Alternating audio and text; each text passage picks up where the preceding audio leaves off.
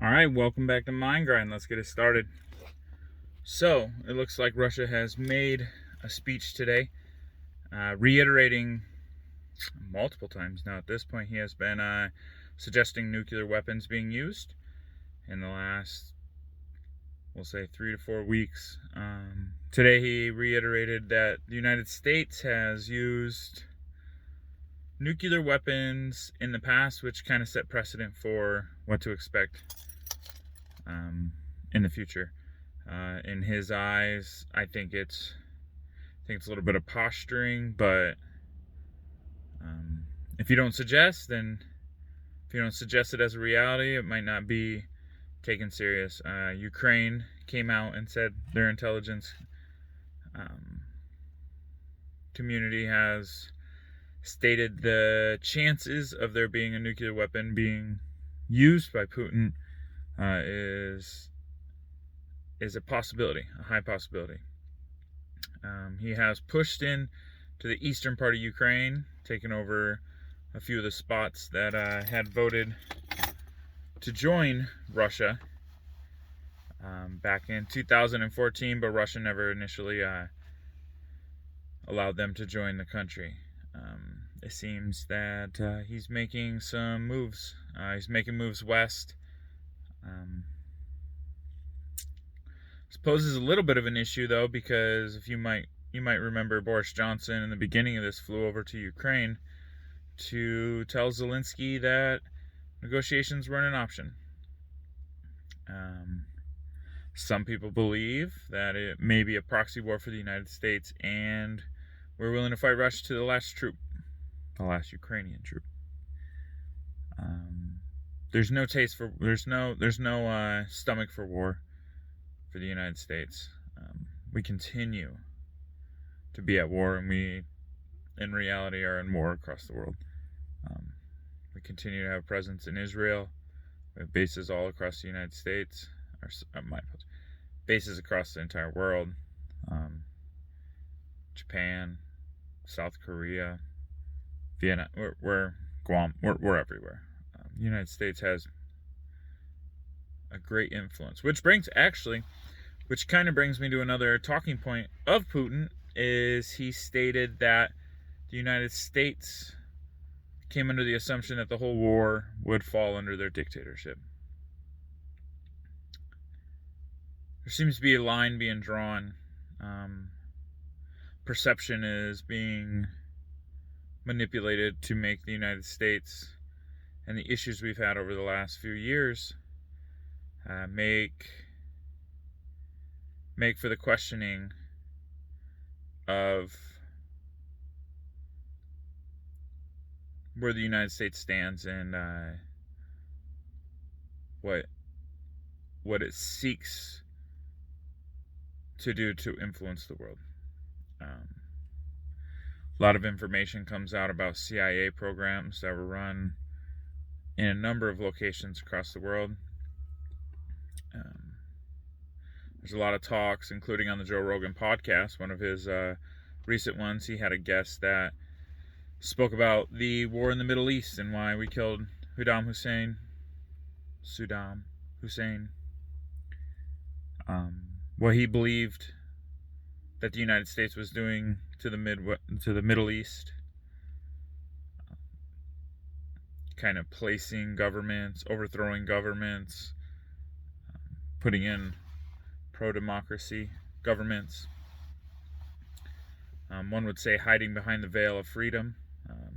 A lot of people suggest that these talking points were said, and maybe just change of reality, change of perspective, we went through the Trump election where fake news, which I consider most of it to be propaganda,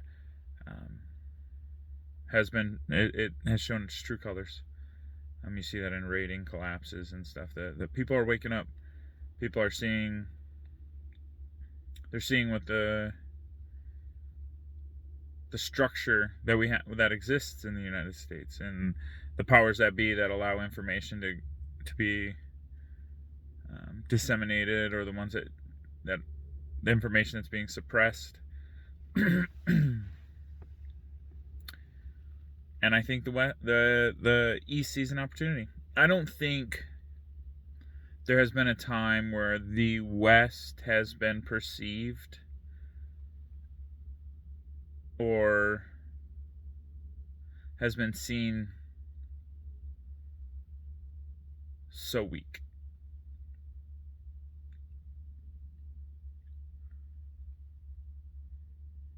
The monetary, fiscal stimulus that occurred, the inflation that's occurring around the world, mostly driven by the world reserve currency, which is the U.S. dollar. I'm not suggesting that it's all the Federal Reserve or what occurs in the United States, but each country has their own decision. Bank of England. I mean, you probably saw the news about Bank of England having to purchase their bonds again because their pensions were blowing up. BlackRock suggested that they were going to stop doing business if they didn't figure out a way to rescue the market. So Bank of England jumped back in. Japan's never not been in their markets since the 90s.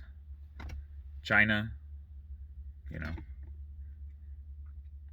they don't see a benefit of selling off their U.S. bonds when they can just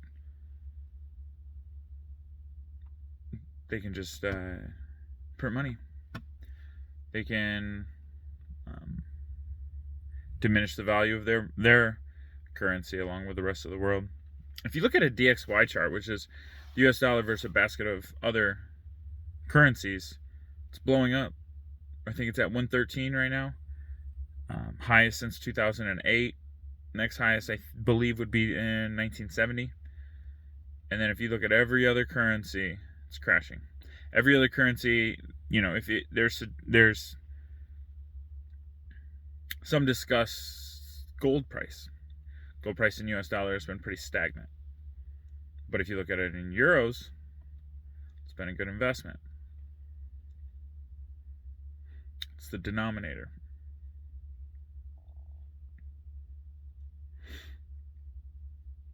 So each country can make their own decisions on what they will do with their currency.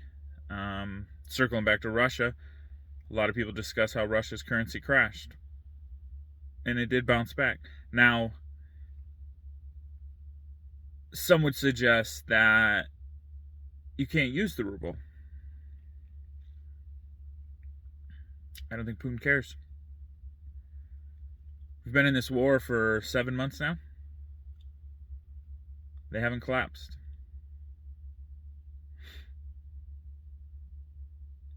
We are teetering, though. It's not the small country of Ukraine fighting the big country of Russia. It is the West versus the East. If you look back when this war first started, we had U.S. troops flying to Ukraine to fight a war that didn't involve them.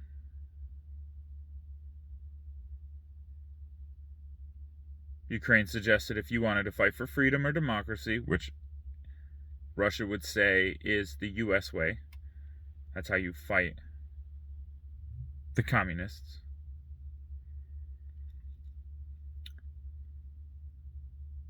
So they sold you on that. They had a CNN anchorman, former U.S. Navy linguist,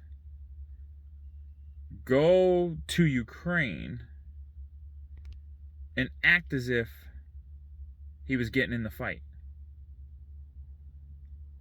Where did he go?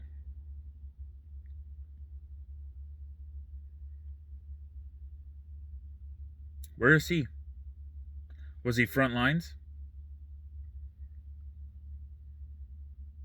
Or was it propaganda? Was it a way? Now that frustrated me because that felt like a very slimy way to convince veterans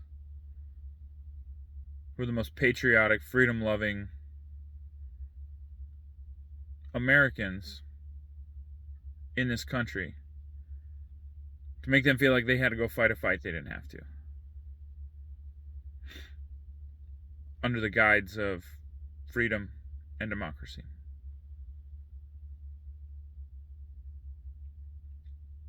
Where is he?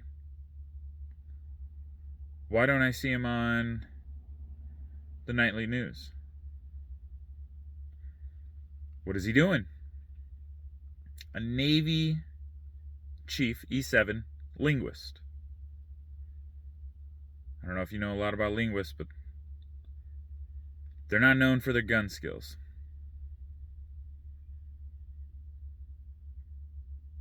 They're not known for hucking.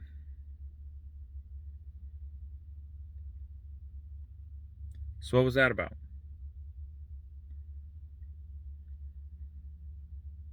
Now, yes, it's a proxy war. Intelligence has been flowing into Ukraine since day one.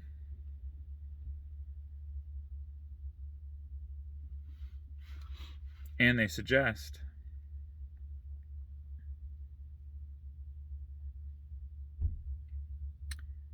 that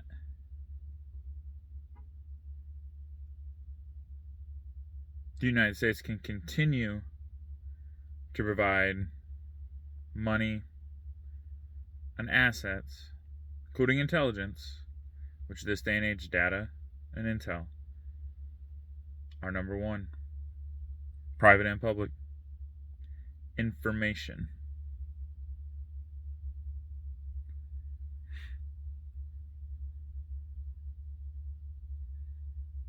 And the U.S. has a lot of it. So, where do we go from here?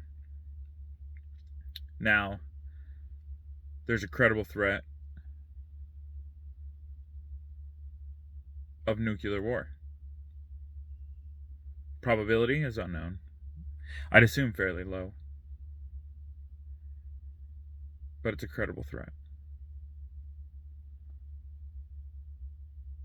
Russia was using the Nord Stream pipeline as a tool. What happened to the Nord Stream pipeline? Just yesterday it was blown up.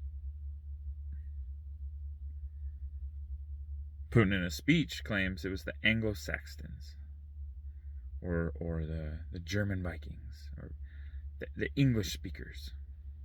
However you want to phrase that. The West.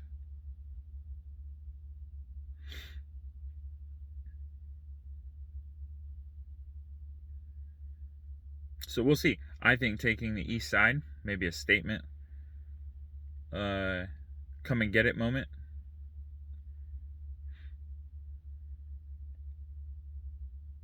But I'm not sure. But if you like this video, go ahead and hit like. Subscriptions or it's whatever. What I'm trying to do is discover what you guys want to hear. And I'm new to this, so I'm plowing a path. Let's get it. Welcome to Mind Grind.